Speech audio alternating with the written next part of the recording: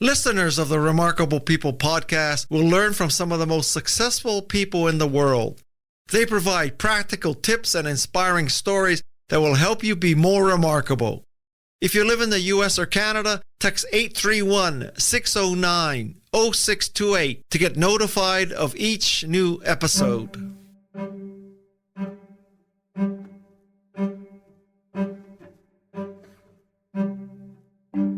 I'm Guy Kawasaki, and this is Remarkable People. We're on a mission to make you remarkable. Helping me in this episode is the one and only remarkable Tom Peters. Tom is the co-author, along with Bob Waters, of In Search of Excellence. This isn't an overstatement. In the 1980s, this book changed the way the world does business.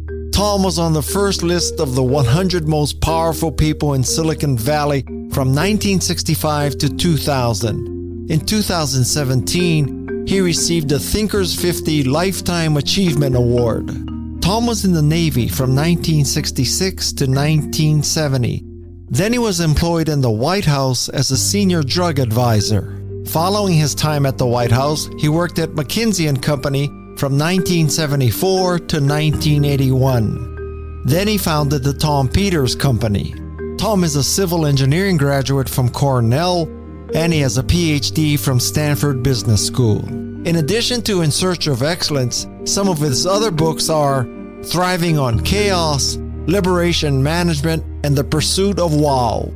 Now he has a new book, Tom Peters' Compact Guide to Excellence. This book is a guide for leaders of all ages. In this episode, you'll learn why it's important to show you care, invest and make decisions like a girl, create great communities, and how to MBZA, manage by zooming around.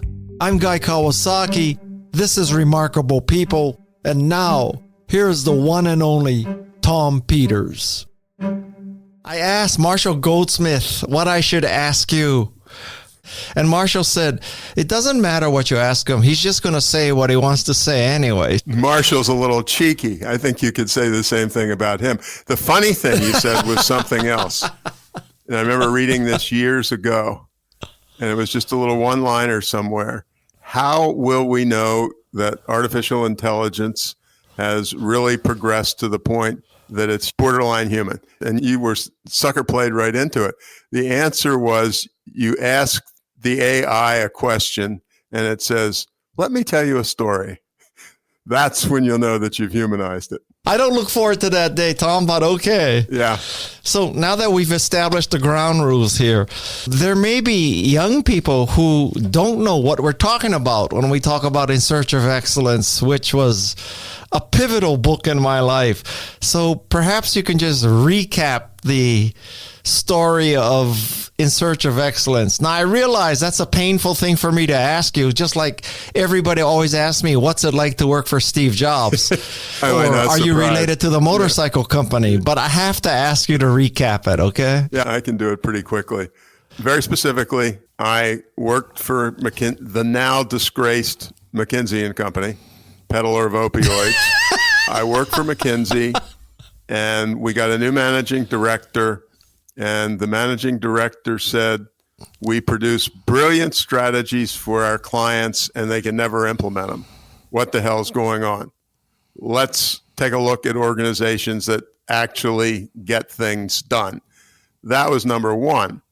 Number two, which has more to do with why the book took off. We're talking 1982, and the Americans came out of World War II. We owned the planet. Our dear brothers and sisters from Japan started sending us these weird cars that actually worked when you turned the ignition key and were kicking us in the butt. And the car is the holy symbol for the male, at least in the United States. So we were hurting. And what Bob Waterman and I did, it wasn't really the plan, is we said, hey, you're not going to believe it, but there are actually a few American companies that do pretty good work. And so we wandered around for a couple of years and found some companies. The more interesting thing that I'm sure you and I will get into is my one-liner that I use in 2022 is, I'm a greedy person. I am absolutely delighted to collect royalties when you buy all 20 of my books. But the dirty little secret is they all say exactly the same thing. The message has not changed. We had 8 attributes that defined the excellent companies in 80, and they had to do with these really strange things like listen to your customers, throw the planners out the window and actually try something. People first, people second, people third. That was a message. And if anything, I've become more adamant, more of an extremist than I was in 1980. But that was the context. It was really funny, Guy. I taught an executive program at Stanford one summer, and we had this senior-ish guy from General Motors. And the course was over, and he and I went out to have a beer, and we were having a beer, and he said, Tom, I know you really do good work, but you were not the most important part of my summer. He said, but this is a guy from Detroit headquarters. He said, the most important part of my summer was pulling up to a traffic light in Palo Alto and seeing a Toyota on one side, a Nissan on the other side, a Honda behind me, and whatever. He said, that's when we went beyond market research and came to real reality. It was, holy shit, where are the American cars? Because, Detroit had these stupid rules. They probably still do. If you were working for Ford in the headquarters, you weren't allowed to park a non-Ford car in the headquarters. And you con yourself into thinking that's the way the world is. I had a great buddy who was a very senior guy at Levi Strauss, and he said, I'm always telling my people, when you walk out at lunch and you see a lot of people wearing Levi's, that's not our actual market share. I thought it was just a wonderful line. But our timing was, I would say, more generally in life, we wrote a pretty good book, Guy, and the timing was perfect. I've said to many people, and I more or less mean it, there are 3 things I despise in life. Mass murderers, number 1. Child and spouse abusers, number 2. And number 3 on my list is successful people who think they deserve their success. I worked hard. I had intelligent parents, but the reality is 80 jillion matters of timing from the time that you're driving down the road, you have your window down and the bee doesn't fly into your eye and you don't kill the 12-year-old crossing the crosswalk or what have you. Hard work's great. All that stuff's great. I have no problem with that whatsoever. But if something really takes off, all of the stars were aligned and you had F all to do with it. Yep. Clearly, Marshall Goldsmith was right, but okay. Marshall's always right. So, come on, Guy. You are the same quality bullshit artist than I am. And the answer is every question is an opportunity to declaim on whatever the hell you want to declaim on. So don't. That's high praise. You can't get away with anything with me. I've known you too long. I know how good you are. Just stop it right now. Can I get a question in edgewise? Yeah, sure. So, do you have any alterations to any of the themes of excellence? Or are they all just proven right and there's no changes you'd make? It's not that they were proven right. We said your people are your most important asset. And that was considered a bombs bursting in air new idea. It still frigging is in most companies. And so these are pretty eternal lessons. One thing, by the way, that's really important, and I'm not sure exactly the demographics of your audience, and I don't know whether you are a sinner to the extent that I am. I suspect you aren't. But the management guru class, to use an awful term that was invented by The Economist, the management guru class tends to focus on the Fortune 500.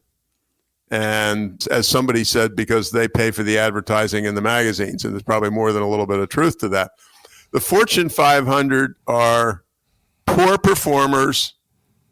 And in the United States, the Fortune 500 employs 7% of us, and it doesn't employ 93% of us.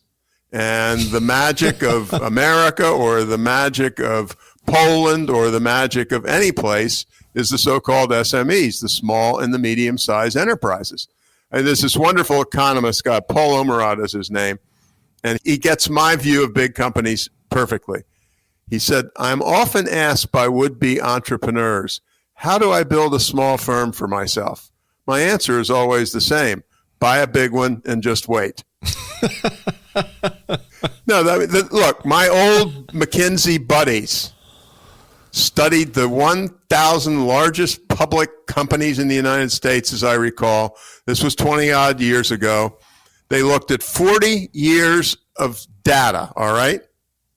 The 1,000 largest companies. Not one of those 1,000 had outperformed the stock market over the whole 40-year period. Not one. I mean, Jesus, guy. You'd say, hey, it's got to be two, got to be one, but 0 for 1,000.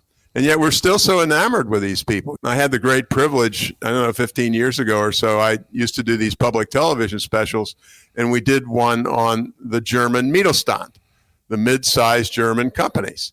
And at that time, which wasn't that long ago, Germany was the planet's #1 exporter, not the Americans, not the Chinese, and had been for a long period of time. And it was on the backs of these 100-person, 200-person, 500-person, 700-person companies that owned a market from the alpha to the omega.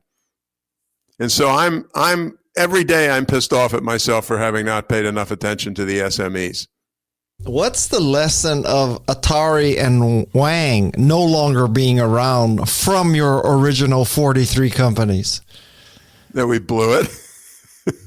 So the problem is I'd have to give a specific answer, and I'm about 80 million years old. My short-term memory isn't worth a damn. I thought, you were there, I thought Wang was the best positioned of all the companies when we went to the desktop stuff, because they'd given us desktop calculators, and so we were used to using desktop devices that had the 4-letter word on them, W-A-N-G, and they completely blew it. Again, the world is a complicated place, and I really do hate simplistic answers. I remember vaguely, Guy, and vague is the key word, that Mr. Wang promoted his son, and his son didn't exactly do a great job. As to Atari, beats the hell out of me. You know, my stepkids in an earlier life went to school with, who was the Atari founder? You remember? Nolan Bushnell. Nolan Bushnell. Yeah, they went with Nolan Bushnell's kids. That's a rough and tough business. I don't know. I have no idea.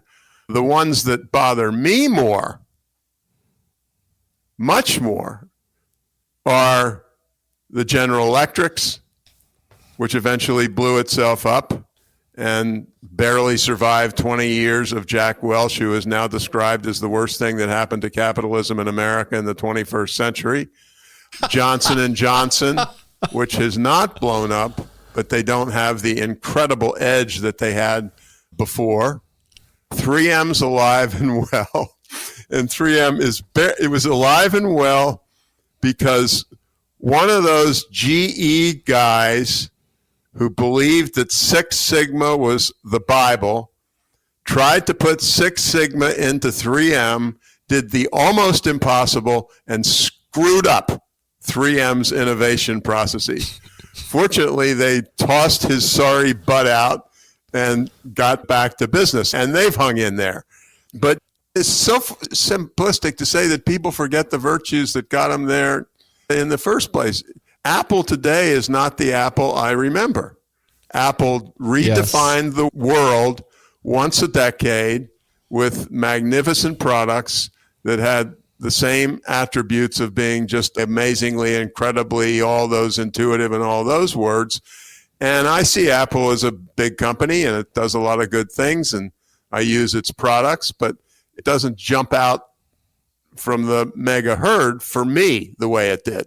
And I'm more than willing to say it's been a while since I've lived in Silicon Valley, so my ignorance level is pretty high. But my huge problem as I walk into this conversation or any conversation, and you're going to get my rant here, my apologies. The world is a social mess right now, and it seems to be getting messier not less messy. And obviously, I don't have the answer. But there is something that some of my colleagues and I are looking at, and we call it 20-80 to 80-20. 20% of workers are engaged at work and 80% aren't. And it's true all over the world, and the standard deviation of the number is very low. My hypothesis is that it doesn't take magic to flip the 20-80 to an 80-20. And the byproduct is if people are engaged at work, and assuming you weren't born with a silver spoon, you're going to spend more hours at work than you will with your family, for heaven's sakes. God bless your family, but that's the reality. If you are engaged at work, if you are growing at work, if you appreciate your colleagues at work, I don't think you're such a sucker play for the radicals. I think it has a huge impact. And the real thing, I apologize for doing this to you, but let me tell you briefly how I start every talk these days. A teacher, middle school, whatever, that level, a teacher stands in the doorway of her or his classroom, and as the students come in, he smiles, he nods, he might say, "Hey, guy," or he might say, "Is that head cold of yours getting a little bit better?" or something like that. It takes something like measured 4 minutes where he just greets people. Disciplinary problems go down by 30%. Academic performance goes up by 25%. And all I effing did, guy, was acknowledge you as a human being who I cared about. That's all. That is all I did. And here's another one that's just absolutely amazing.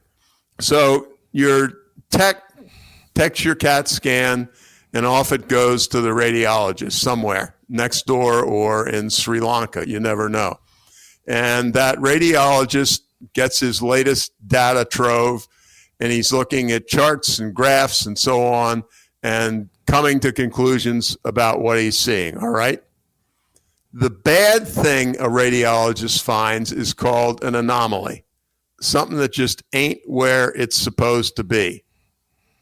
Okay, 2 groups of radiologists working on the same group of patients, only one difference.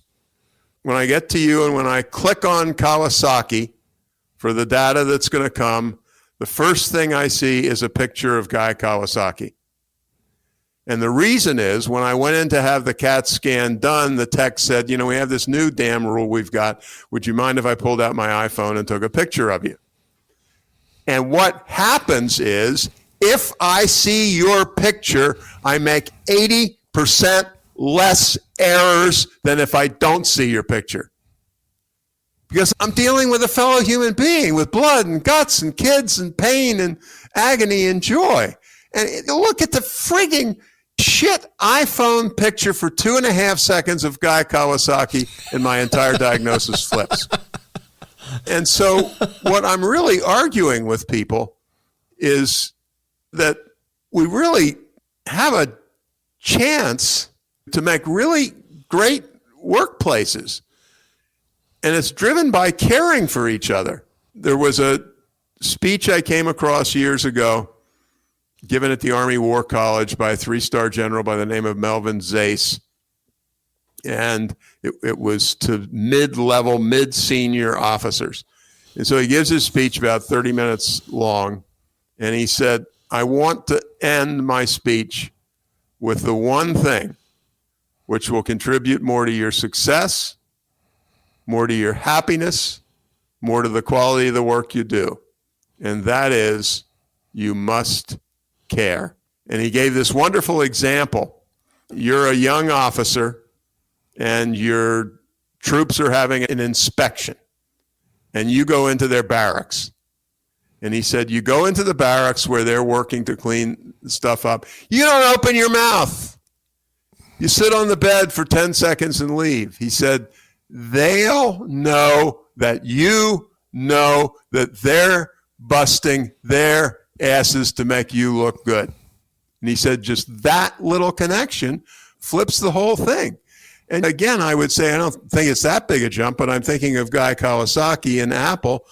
That's kind of the design theory that Apple had. They made these loving products, for God's sakes, particularly compared to the not junk that was coming out, but the primitive stuff. When Brother Jobs passed away, my favorite thing, and I read it from several people, was Steve Jobs was not an inventor, he was a tinkerer. He took an idea and he changed it 8,374 times until it had completely transformed itself, but it wasn't like, oh, let's have the light bulb. You spent a lot of time with him. I didn't spend much time, but I certainly did around Apple people and used the products from the very beginning. And that was the deal. I think it still is to some extent. But anyway, all you've got to do is stand in the frigging classroom door, show people you care. The money pours in. The customers are happy. People quit falling for the thugs outside who are trying to sell them a different way of life where they can get even with everybody. That's my mission now that I'm 97 years old.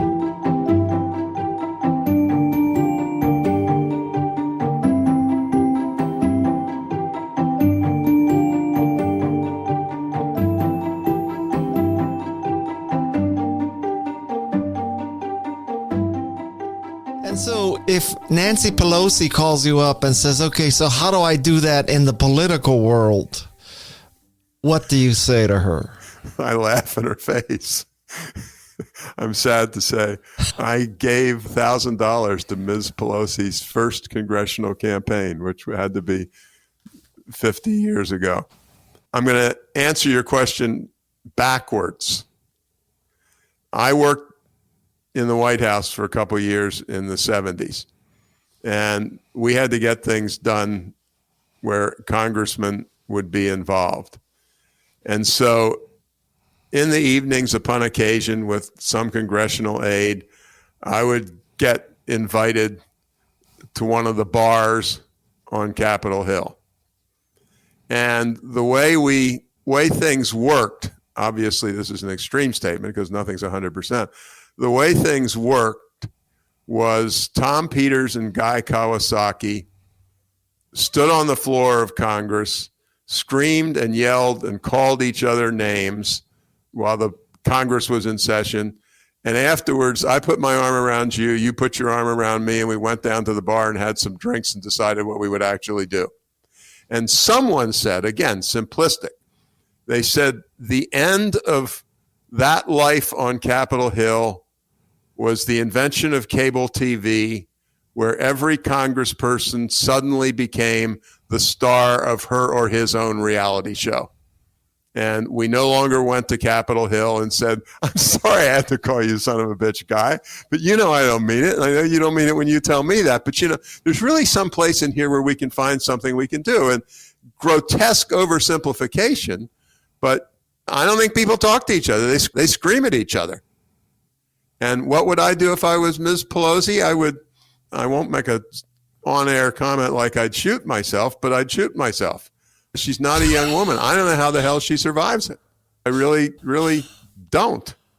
So I don't know how to help Ms. Pelosi, but I think I can give good advice to the woman or man who has a 125-person company. Or I'll even go so far as to say the police chief who has a 125 cop workforce. And that takes us back to the kinds of basics that I'm talking about. There's another thing about all this. I had an article in the FT last year, and in the article, which caused a bit of a fuss, which of course was my point, I said the world would be a better place if we closed all the business schools. And I meant it. Go. Okay, yeah. I got to hear this. Okay. Yeah, no. They teach the wrong stuff. This is wonderful research. My old friend Henry Mintzberg, a Canadian, reported on it in one of his books. Liberal arts graduates, when they graduate, get half as many job offers at half the price as do their science and techie friends. Year 20, they have wildly surpassed them on the ladder and are much more senior than their old techie people because they discovered something. And what they discovered was my wife and I used to spend a lot of the winters in New Zealand, and I taught classes at the University of Auckland Business School. And I had these young, usually men, Chinese men who were coming for a brush-up course or something like that. And I said, listen, here's the deal. You're an engineer. You are incredibly bright. You do things very quickly. And I said, then if you're halfway good, by the end of the second year, you're running some kind of project or some corner of a project. At that point, your life does a 180 flip. All of your success is driven by your ability to help people grow and do incredible work, and what you think is largely irrelevant. And I mostly believe that. I was just engaged in a little Twitter conversation in the last couple of days. I said, the only important measure of your success, age 44, maybe 37, is how much did the people who worked for you grow as a function of the couple of years that they worked for Guy Kawasaki? And you know who taught me that? I was in Mumbai, and I had a 4-star Indian Army general. And I don't know how the hell we got into the discussion, but he said, when I'm trying to decide between Kawasaki and Peters for the promotion to general, I only have one thing I do.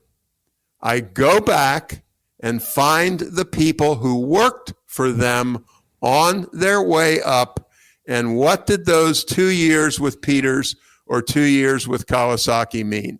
And I find out that the people who left Kawasaki, they flourished, they tried stuff, etc. And Peters produced a bunch of bureaucrats. They dotted their I's and crossed their T's, and they weren't a drag on the economy. But I just thought it was the most wonderful answer in the world. And to be coming out of a full-dressed 3-star Indian Army general, now that was cool. And he didn't say they have the loudest guns or the most ammunition. He said they're the ones who develop people the best. And I was in Vietnam for 2 years, and the most important human being, other than my mother, in my life was my first commanding officer. He even outstripped my dad. And the real key to that commanding officer was the thing I mentioned earlier from General's ace. He cared.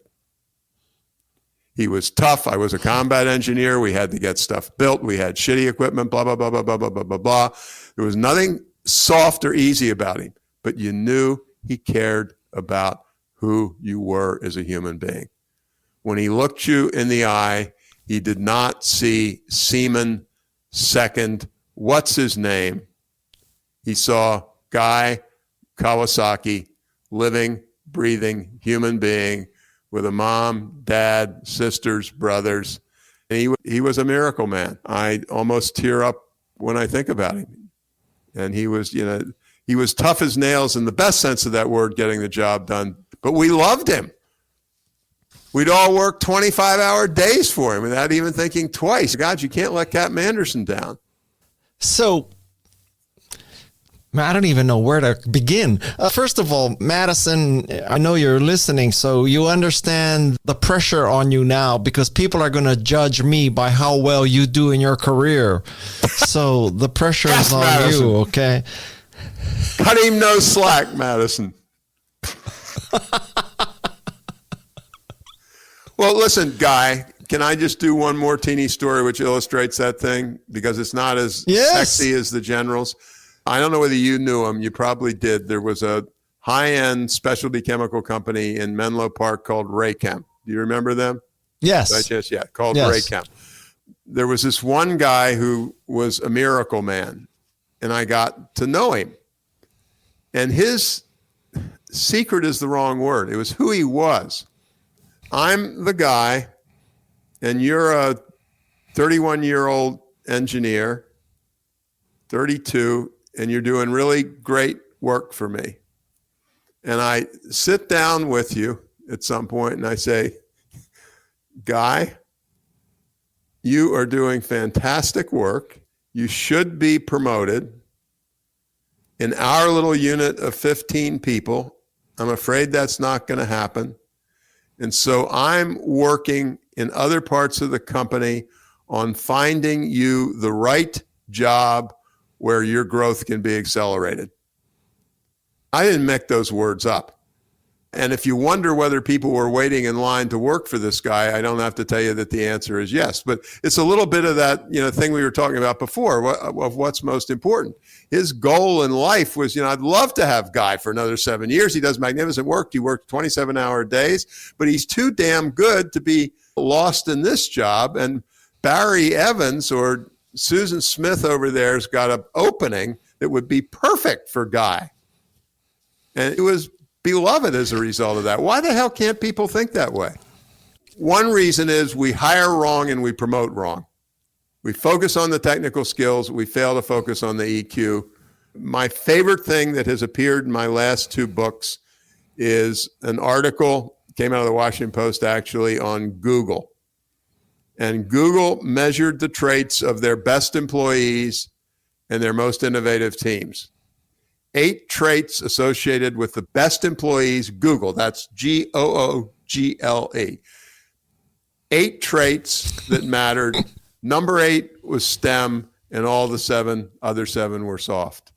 He listens, he cares, he accepts other people's opinions, he works with his teammates.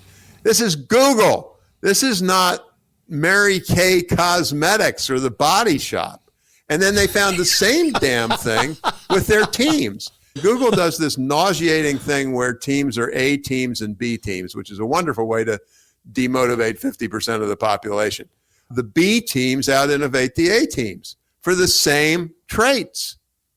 Yeah, and the one I loved, and you're a Silicon Valley guy, so you will laugh as hard as I did, the trait that was most different between the A teams and the B teams was no bullying. And and I know what a 26-year-old Stanford computer science grad sitting next to a 26-year-old MIT computer science grad, both of whom are dead flat certain they are the 2 most intelligent people God ever put on earth. Don't screw with me by giving me ideas. That's fair, right? Yes. I have had several conversations with Madison where I told her that she has far more potential than helping me with production of a podcast and virtual helping me, and she could be a CEO. Right, Madison? Have I not told you that you can go so much further than what you're doing with me? You have. You definitely have multiple times. So someday, Madison is going to be the next Marc Benioff, and we're going to say we had the opportunity to work with her. Thank you. Do you know what I Those are call big Marc? shoes to fill. Now I'm going to get in real trouble. Do you know what I call Marc Benioff? What? The only non-asshole among the significant large number of leaders of the giant Silicon Valley companies, which is unfair. It's not true. But he worries about the right stuff out, in a way that some others don't. Zuckerberg. Do you know that I gave Marc Benioff his first job? No. Well done. Fabulous. Yes. No, I didn't. I gave him his first job when he just finished his freshman year at USC. So someday I'm going to look back and say I gave Marc Benioff his first job and Madison Nismer. And look, I am like batting 1,000. Absolutely. Can I tell you what we call Marc Benioff at Apple? So when Marc Benioff worked for me at Apple, his family is from Hillsborough. And Hillsborough, California, right? Yes, I do. Okay, and so Marc Benioff at the time, and still is, was a big sort of white, let's just say ample person. Yeah. And so we used to call him the Hillsborough Doughboy after the Pillsbury Doughboy. I love it. And so now the Hillsborough Doughboy has become the frickin' man's. Yeah, absolutely. I love it. I love it. I love it. Yes. Oh, God. You touched on this briefly, and I just want to dig in deeper here. So one of the things you're always saying is that implementation is harder than coming up with the idea. And why is that, Tom? Because implementation is so boring and non-sexy. And there's some truth to what I just said. One of my favorite quotes, the 4-star Army general who commanded American troops at D-Day, his name was Omar Bradley, he wasn't a 4-star then. His quote that I've used in every one of my 20 books is, amateurs talk about strategy, professionals talk about logistics. And the whole reason we're having this conversation, to go back to our opening couple of minutes, was McKinsey said we're designing perfect strategies and nobody can implement them.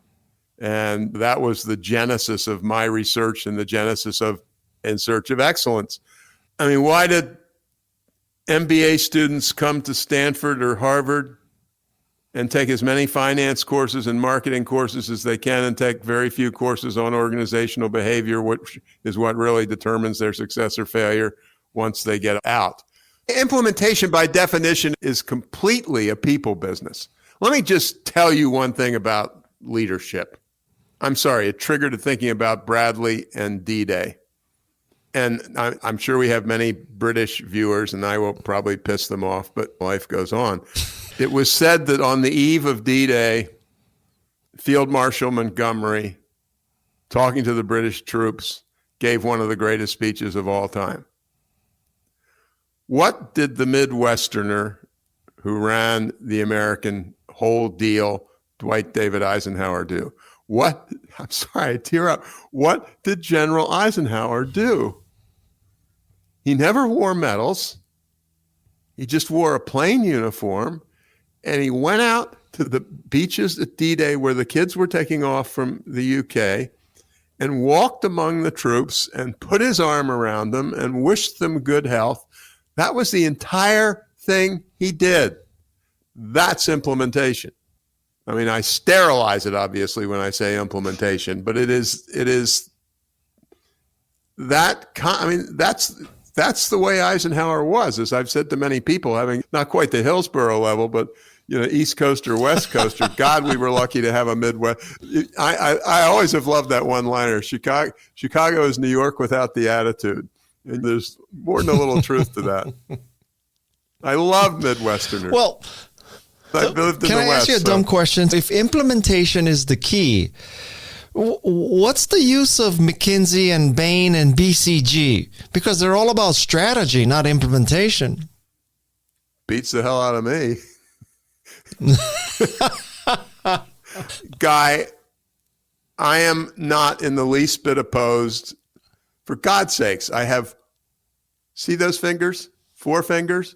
I have 4 quantitative degrees, 2 engineering degrees from Cornell, 2 business degrees from Stanford. So I am not anti-analytic, and I can prove it. You need to collect data. You need to think. I'm correcting myself as I talk, because even the strategic planning process would benefit dramatically from people who did the things that we're talking about. There was somebody, as an old one-liner, I guess this may have even been Eisenhower. You plan and you plan and you plan, and before the game starts, you burn the plan. And, literally in ye olde days, set the piece of paper on fire with a cigarette lighter. I have written a lot about implementation. And my argument has been that implementation is all about WTTMSW. Whoever tries the most stuff wins. And then I've got a long version with some extra letters which says whoever tries the most stuff and screws the most stuff up the fastest wins. And, that doesn't happen again in lots of companies. You're constrained by the plan. You can't try this. You can't try that. So I'm not against planning. I'm not against having something written down about where you're heading. But it ain't the be-all and the end-all. And it is what they teach in the business schools. And go back to my numbers. The Fortune 500 companies don't perform well over the long haul. They are increasingly driven by bureaucrats and planners, for God's sakes. I haven't seen the research on that, but I bet you 99.99% that I'm on the money. Thinking about your Silicon Valley and mine in those olden days, and I mentioned Raychem, the chemical company, and I love this. Paul Cook came from the East Coast and came out and started this very sexy chemical company, and he had a guy who worked with him whose name was Bob Halpern, and Paul did all the stuff, and Halpern picked up the trash afterwards. He was a mechanic. Halpern was a mechanic, and you need a mechanic. I want a mechanic. There's no question about that whatsoever. I've got to have a plan to get professionals talking about logistics. There's a hell of a lot of planning in logistics. It's just that what General Bradley is arguing is that's the last 95%, boys, is making sure that when the tank lands on the beach, that we've got the ammunition for it that we then stick into it before it starts, heading up the beaches of France. But there's a new book that just came out on McKinsey. I've forgotten what it's called, but it was terrifyingly well researched. And it breaks my heart. It breaks my heart. I worked for another McKinsey. A, it was a different McKinsey. And B, I worked with the weirdos, which was what the San Francisco office was called, where I worked.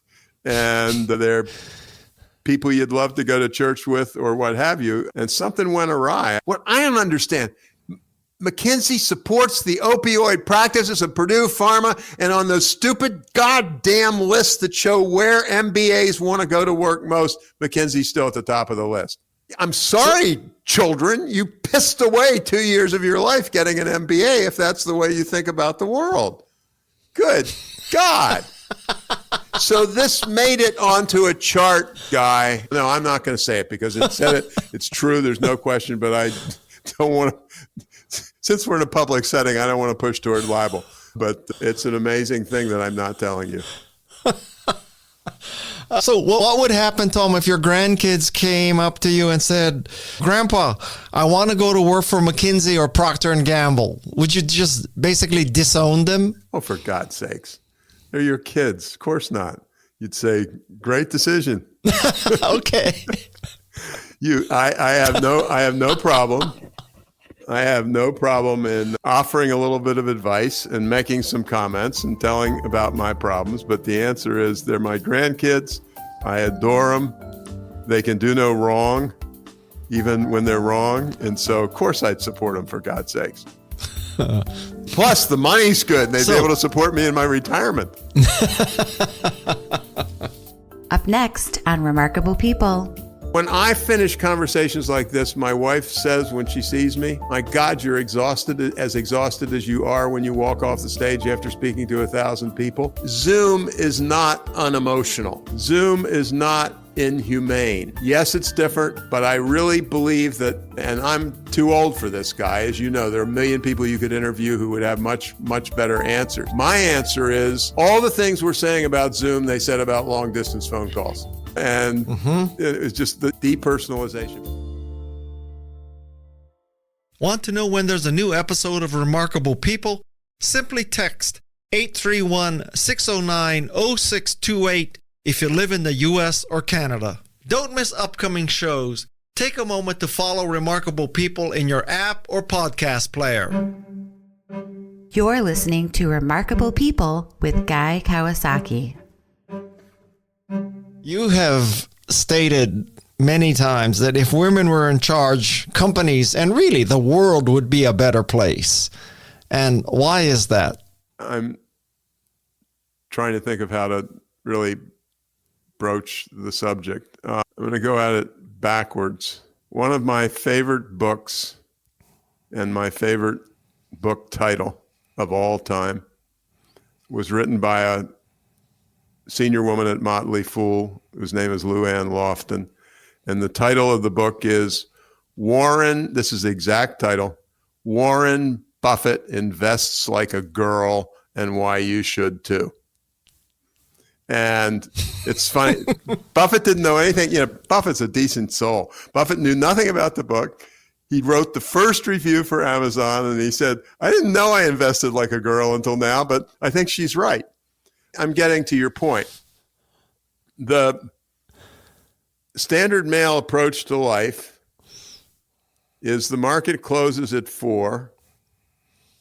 I'm sitting at a terminal, and Guy Kawasaki is sitting next to me, my mate.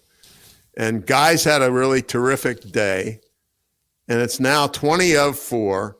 And that SOB is not going to close the day better off than I am. So I go out and take risks. I buy shit. I do any crazy thing in the world. My whole life is beating Kawasaki. That's a boy thing. That's a boy thing. And I'm not well trained in genetics. There's a fabulous book written by a woman whose name is Lou Ann Brizendine, who's a UCSF neuropsychiatrist, and it's called The Female Brain.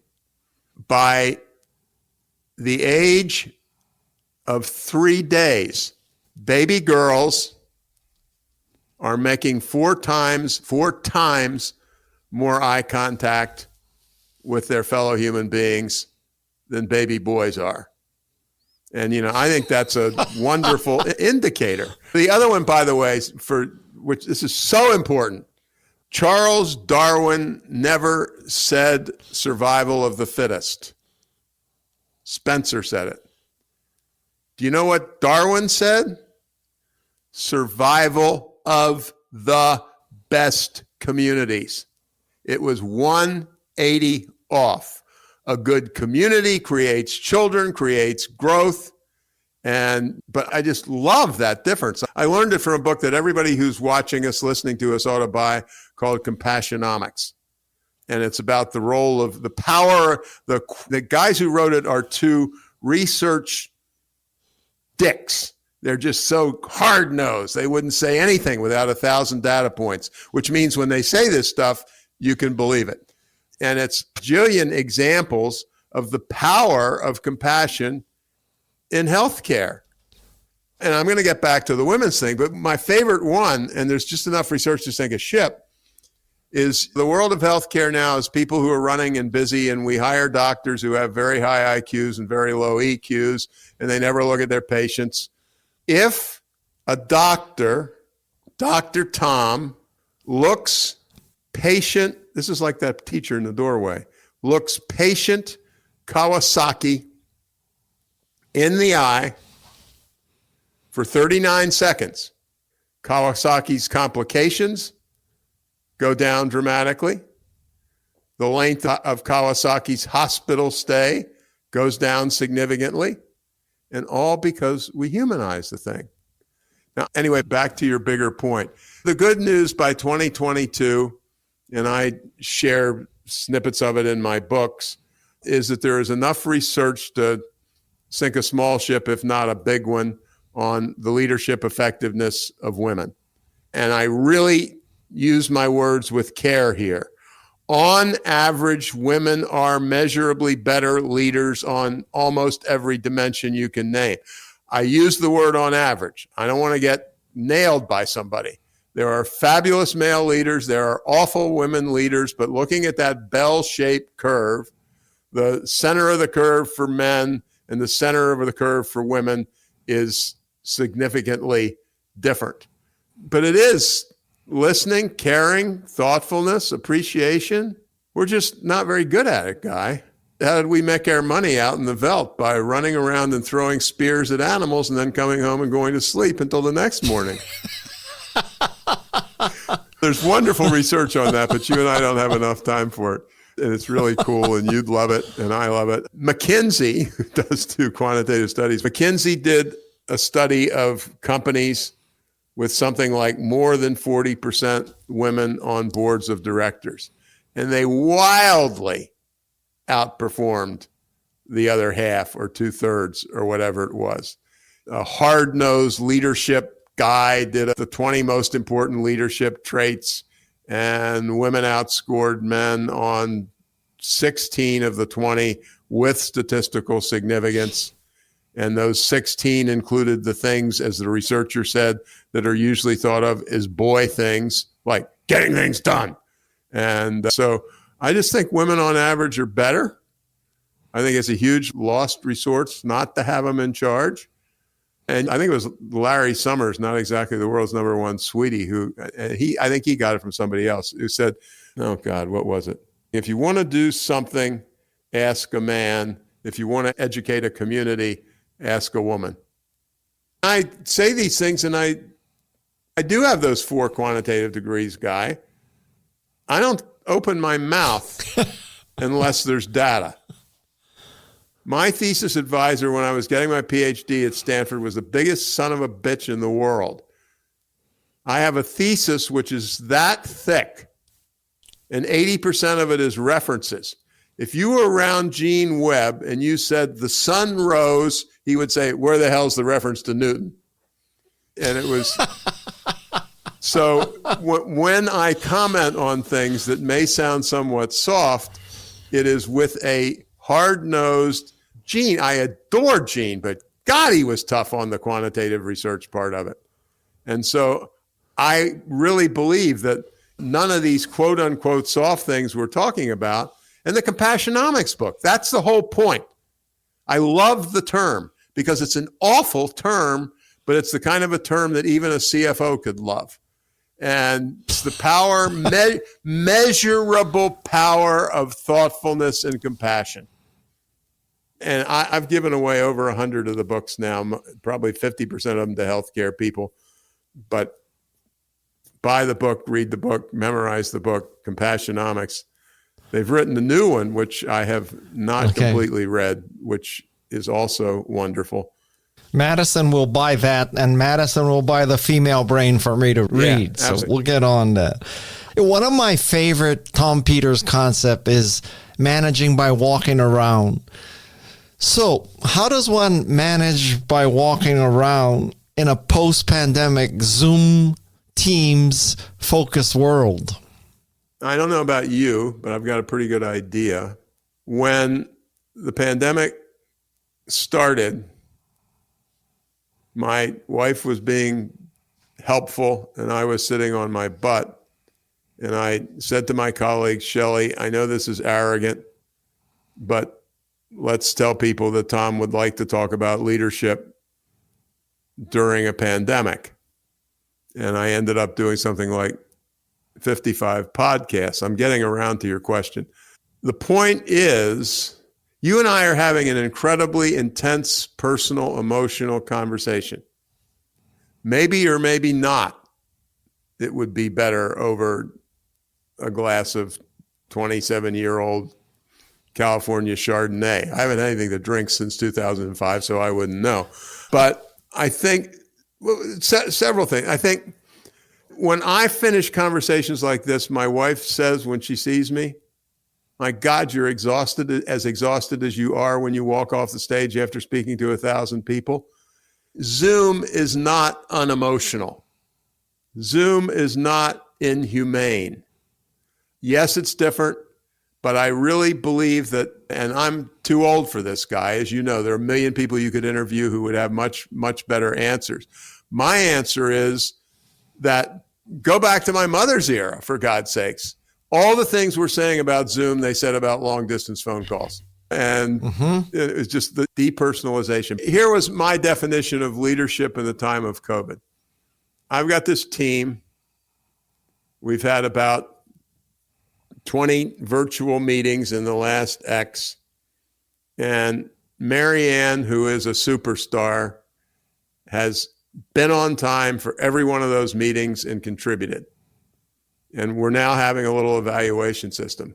And I smile and I say, Marianne, I'm going to give you a couple points off the perfection score. I happen to know that both of your parents are in assisted living. I happen to know that you've got a 7-year-old and a 9-year-old. Please miss meetings and come late.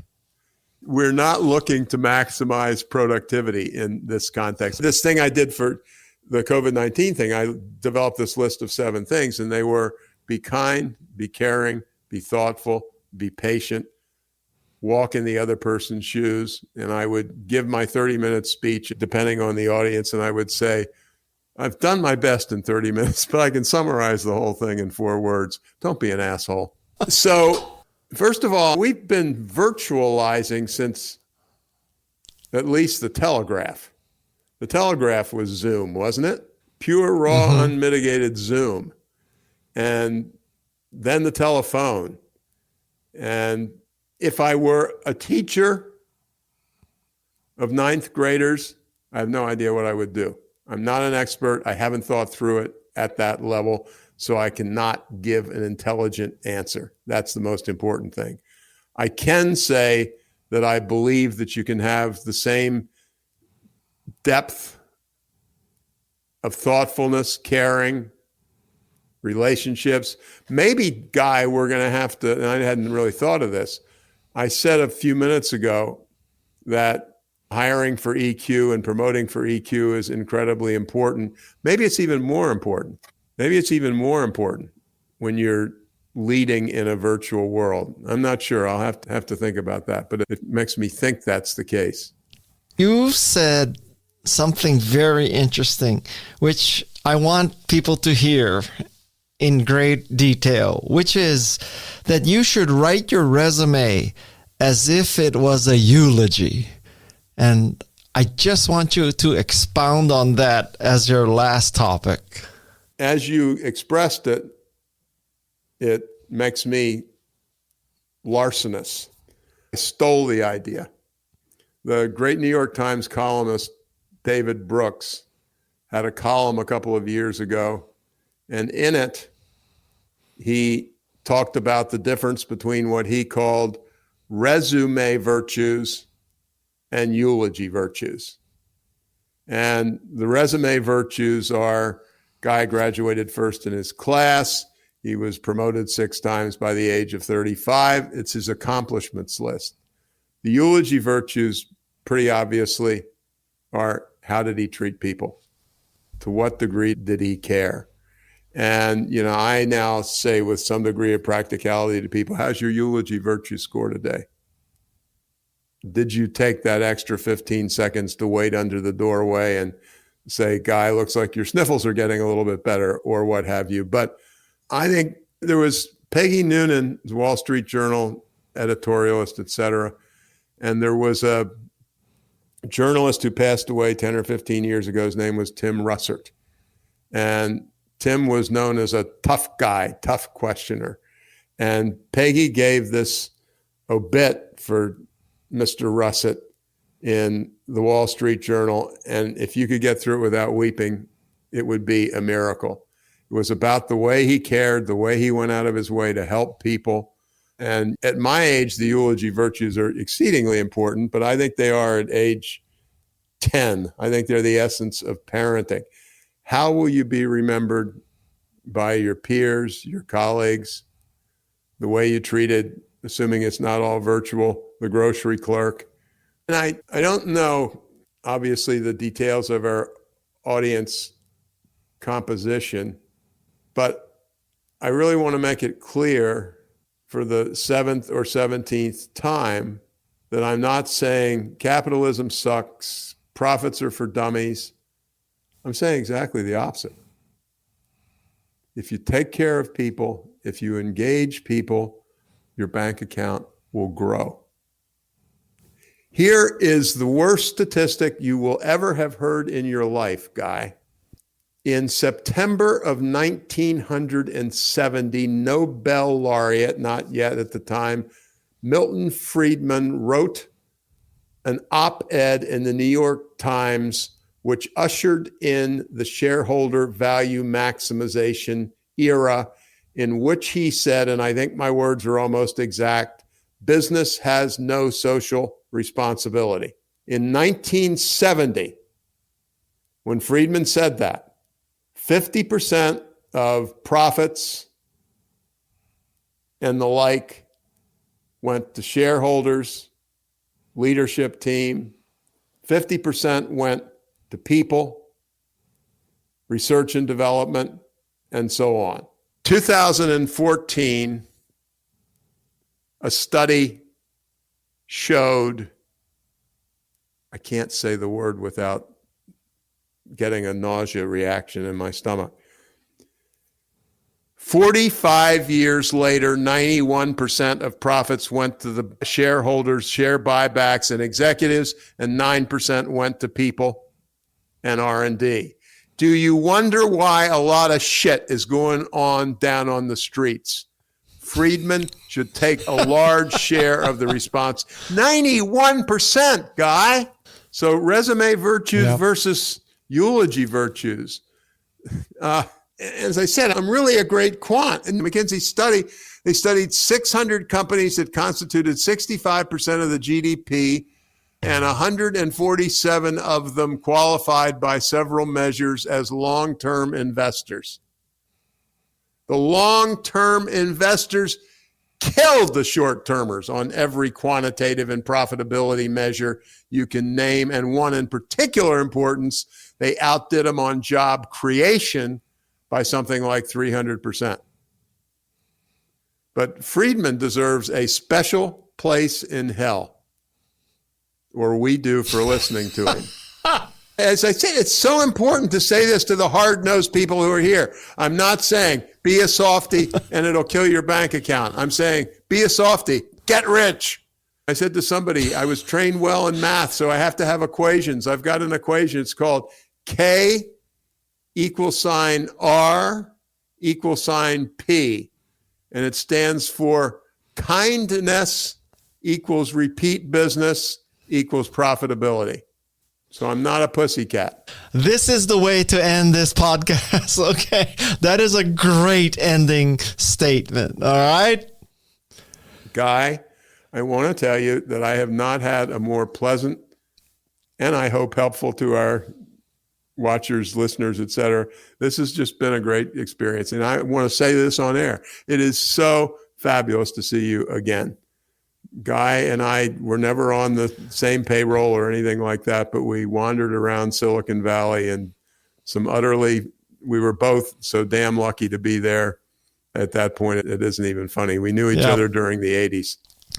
Tom, you are truly a remarkable person. I count as a blessing our relationships. Well, the feeling, sir, is very mutual. So stop talking to me. I want you to tell people that I'm the best interviewer you have ever dealt with. There's no doubt about that. None whatsoever. I think you're a fantastic interviewer. But I do have a Kawasaki bias going in. You have to understand that. I don't come in as a neutral. We'll take that part out. yeah, we can leave that out.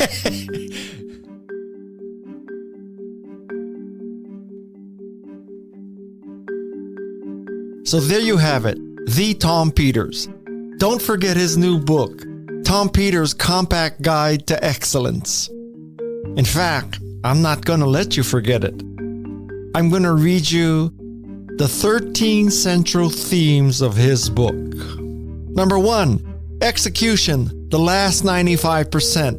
Number 2, hard, numbers, plans, org charts is soft. Soft, people, relationships, culture is hard.